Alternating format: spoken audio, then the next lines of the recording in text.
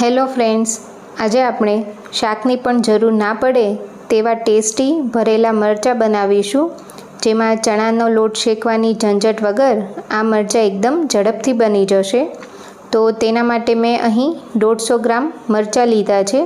મરચાં ધોઈ કોરા કરી લીધા અને અહીં મેં થોડા મોળા હોય એવા મરચાં લીધા છે. તો પહેલાં આપણે મરચાંમાંથી બિયાનો ભાગ કાઢી નાખીશું, જેથી મરચાં થોડા ઓછા તીખા પણ થઈ જાય અને તેમાં મસાલો પણ આપણે વ્યવસ્થિત ભરી શકીએ. તો જો મરચાં વધારે તીખા હોય તો તમે નસોનો ભાગ પણ થોડો કાઢી શકો છો.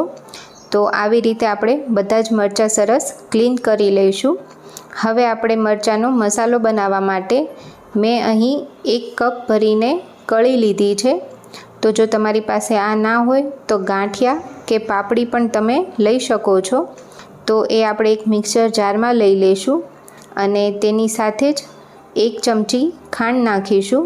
તો ખાંડ સાથે લેવાથી તે થોડી પીસાઈ જશે અને આ બંને વસ્તુને આપણે હલકું ગ્રાઇન્ડ કરી લેવાનું છે. તો મિક્સચરને ચાલુ બંધ કરીને થોડી દરદરી રહે કળી તેવી આપણે તેને પીસી લઈશું. તો જોઈ શકાય છે કે સરસ પીસાઈ ગયું છે. હવે આપણે તેને એક અલગ વાસણમાં કાઢીને બીજા મસાલા કરી લઈએ. તો સૌથી પહેલાં 1 ચમચી કાચા શિંગદાણાનો ભૂકો લીધો છે. તેની સાથે 5 ચમચી જેટલું મીઠું લીધું છે. તો કળીમાં પણ મીઠું હોય છે એટલે મીઠું થોડું સાચવીને લેવાનું. સાથે 5 ચમચી લાલ મરચું પાવડર લઈશું. તો મરચાં જો વધારે તીખા હોય તો લાલ મરચું નહીં નાખવાનું. સાથે 1 મોટી ચમચી ધાણા જીરું પાવડર નાખીશું અને 5 ચમચી ગરમ મસાલો અને 5 ચમચી જેટલો હળદર પાવડર લઈશું અને તેની સાથે જ આપણે અડધા લીંબુનો રસ નાખીશું. તો અહીં ગળપણ અને ખટાશ તમે તમારા ટેસ્ટ પ્રમાણે રાખી શકો છો. હવે તેમાં અડધા કપ જેટલા સમારેલા ધાણા નાખીશું. તો સમારેલા ધાણાનું પ્રમાણ થોડું વધારે રાખવાનું છે. ભરેલા મરચાંમાં એનો સ્વાદ બહુ સરસ આવે છે. હવે બધી જ વસ્તુને સરસ મિક્સ કરીને ચેક કરવાનું. જો આ રીતે છૂટી પડી જતી હોય તો આપણે તેમાં 1 નાની ચમચી તેલ નાખીશું અને બધી જ વસ્તુ સરસ મિક્સ કરી લઈશું. તો જો તમે ગાંઠિયા કે ફાફડી ગાંઠિયા લેતા હશો તો લગભગ તમારે તેલ નાખવાની જરૂર નહીં પડે. અને હવે બધી જ વસ્તુને આ રીતે વ્યવસ્થિત મિક્સ કરવાનું, જેથી જોઈ શકાય છે કે મસાલામાં સરસ બાઇન્ડિંગ આવી ગયું છે. તો અત્યારે આ મસાલો બહુ કોરો પણ નહીં અને બહુ ભીનો પણ નહીં એવો તૈયાર થયો છે. હવે આપણે તેને મરચાંમાં ભરી લેવાનો છે. તો મસાલો આપણે એકદમ વ્યવસ્થિત દબાવીને ભરીશું, જેથી મરચાંની ફ્લેવર એકદમ સરસ આવે. અને આવી જ રીતે આપણે બધા જ મરચાંમાં મસાલો ભરી લઈશું.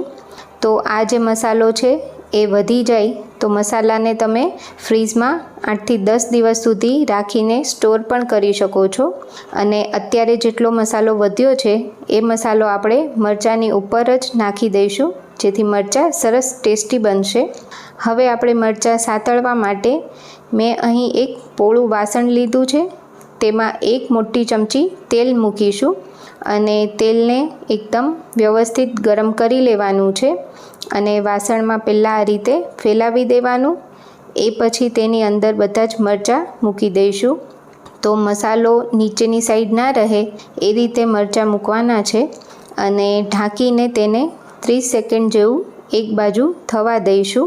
એ પછી ઢાંકણ ખોલીને મરચાંની સાઈડ ચેન્જ કરી લેવાની છે. તો જોઈ શકાય છે કે એક સાઈડથી મરચાંમાં એકદમ સરસ ડિઝાઇન પડી ગઈ છે અને બધા જ મરચાંની સાઈડ ચેન્જ કરી ઢાંકીને ફરી આપણે 30 સેકન્ડ જેવું તેને કૂક થવા દઈશું. તો આવી જ રીતે સાઈડ ચેન્જ કરતા જઈને મેં 2 થી 3 વાર મરચાંને બધી જ બાજુથી કૂક કરી લીધા છે. તો 1 મિનિટ જેવો ટાઈમ થશે મરચાંને સાંતળવા માટે. એ પછી હવે લાસ્ટમાં તેની ઉપર જે વધેલો મસાલો હતો એ લઈ લેવાનો છે અને તેની ઉપર આપણે 2 થી 3 ચમચી જેટલું પાણી નાખીશું. તો આ રીતે પાણી નાખવાથી મરચાંનો મસાલો બળશે પણ નહીં અને મસાલો મરચાંમાં એકદમ સરસ ચોંટી પણ જશે. હવે ઢાંકીને ફરીવાર આપણે 30 સેકન્ડ તેને થવા દઈશું. અને એ પછી ખોલીને જોઈએ તો જોઈ શકાય છે કે મસાલો એકદમ સરસ રહ્યો છે અને મરચાંને આજુબાજુ થોડો ચોંટી પણ ગયો છે। તો આ રીતે કરવાથી મરચાંનો મસાલો પણ નહીં બળે અને મરચાં એકદમ સરસ સંતળાશે। તો આવી રીતે ભરેલા મરચાં ઘરે ચોક્કસથી ટ્રાય કરજો અને જો તમને મારી રેસીપી ગમી હોય તો મને કમેન્ટમાં જરૂરથી જણાવજો। સાથે મારી ચેનલને સબસ્ક્રાઈબ કરજો। Thank you.